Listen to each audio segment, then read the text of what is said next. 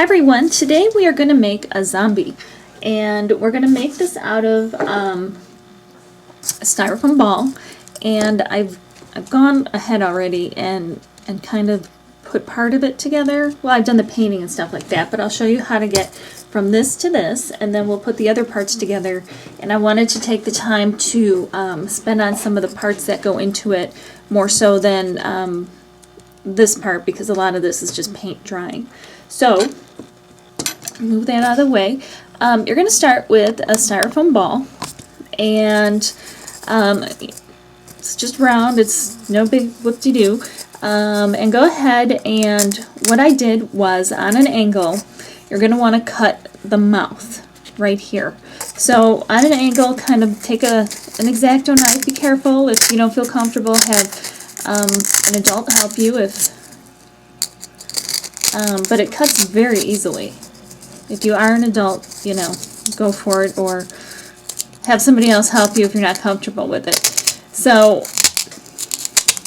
all you're going to do is cut. So you kind of have a dent in here, and you can continue to cut like this and kind of carve it out. And then I kind of like to carve a little bit of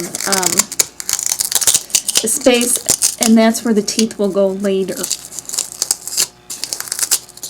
You know, kind of carve it out. And then when you get it pretty much the size that you want, and there's no size it has to be, this one turned out a little bit larger than I expected, but that's okay. Take like a marker or something and just kind of push it in. You're just kind of shoving it in to kind of give it a little bit of shape and a little bit of form. And that's kind of the cool thing about styrofoam. I mean, I don't generally like the roughness of the styrofoam, but like on the zombie and stuff, that kind of adds to his complexion, I guess. So kind of, you can do it with your finger, you can do it with you know, anything. So kind of form it.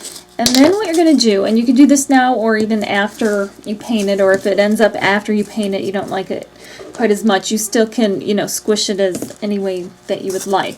But I just kind of start squishing it. I think his head's got to be a little more oval. He's got to have a little bit of a chin formation. So kind of just squish it any way you want. And you can do it, you know, on the side of the table. You can, you know, give it a little squish, and he'll start to kind of take shape a little bit. And then you kind of smooth this all out by squishing it or rolling it or rubbing it or whatever. And then when you get to the eyes, just take your thumbs and squish it right in, just like that. You see that? You can take, you know, a Sharpie or anything to kind of dig it in there if you need. And now you kind of have a face made out of styrofoam. But it's plain white, so that's not going to work. So we'll put that aside, and then what you do is you paint it in whatever you think a zombie color is. This was kind of a sagey green and a fleshy color together, because he's not supposed to look healthy, so his complexion should be pretty unpleasant.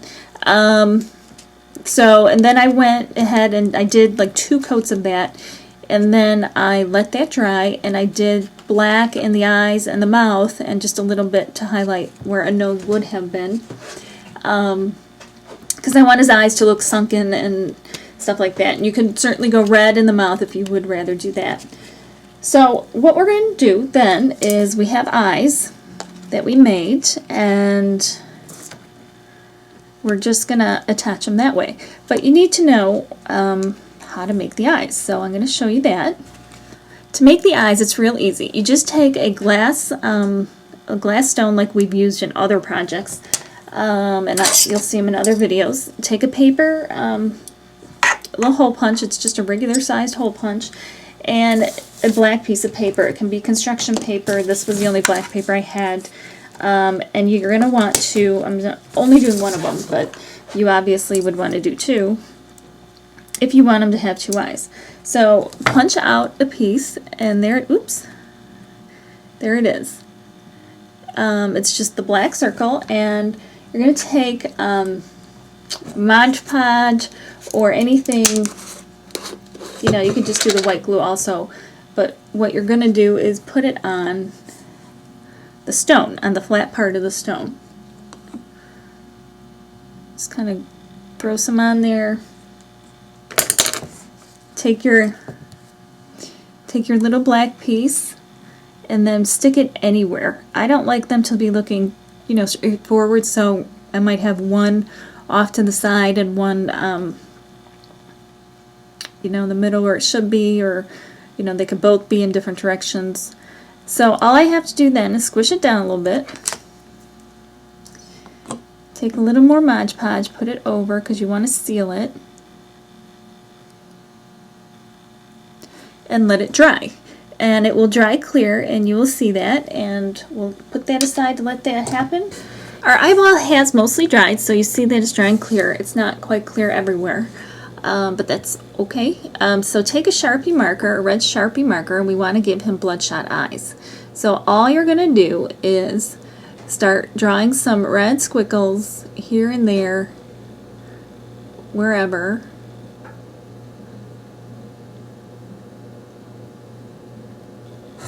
And then you flip it over and you can see all of the red. So this area is going to dry clear, and then you'll be able to see through that as well. And then at that time you can make the choice of either going with like a bright white, you could do like a yellow because he's got like liver problems or something, and finish it up with one more layer of Mod Podge, and then just let it all dry before you attach it to your zombie. And that's how you make the eyeballs. Pretty easy. You can take a piece of white felt. You could do it even with like cardstock or whatever. Whatever you have on hand. I kind of was just digging through stuff that I had to make him. And all you want to do is, and they can be any size you like. I'm just going to cut a little piece out here to show you. And all you have to do is cut little teeth out.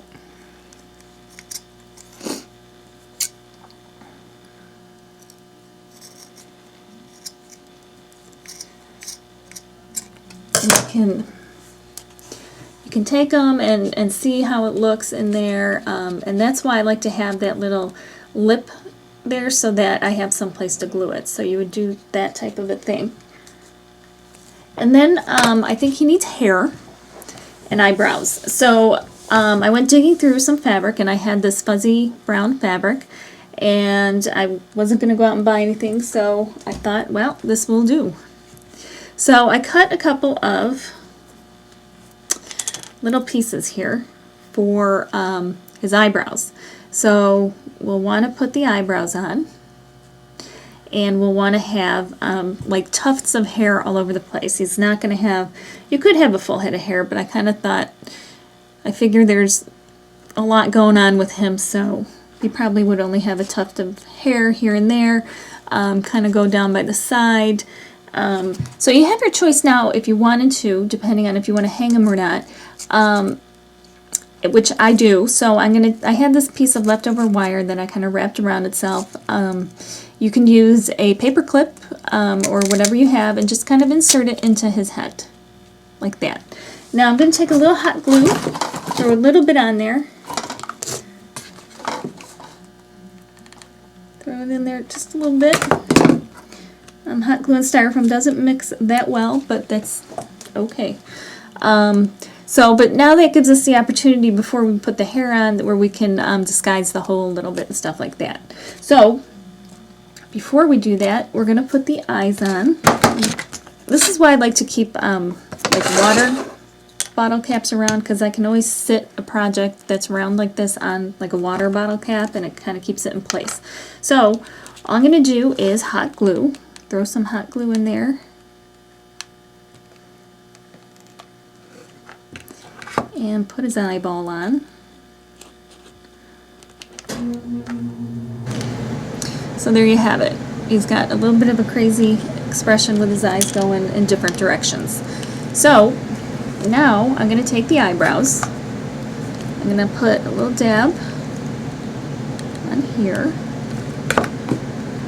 Put the eyebrow on, and now we're going to put on the tufts of hair.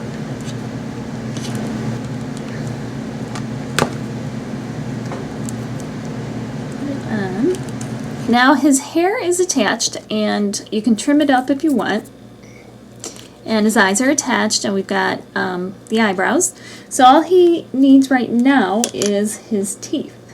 So what we're going to do is take the teeth that we've cut already with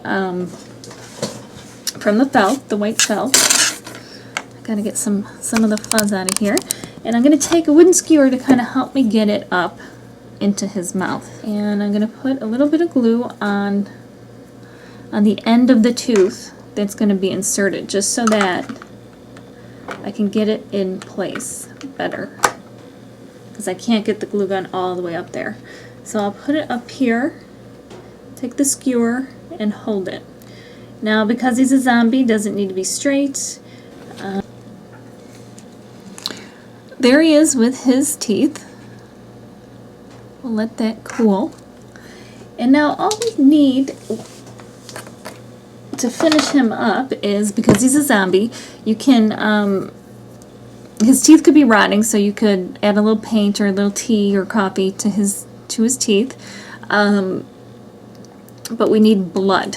So you can use a thicker paint to do that, or you can just use acrylic paint, which is what we're going to do, and paint it on wherever you think there might be some blood. So I'm thinking maybe there will be a little on his teeth, and like on the side of his mouth. You may have like a scrape here.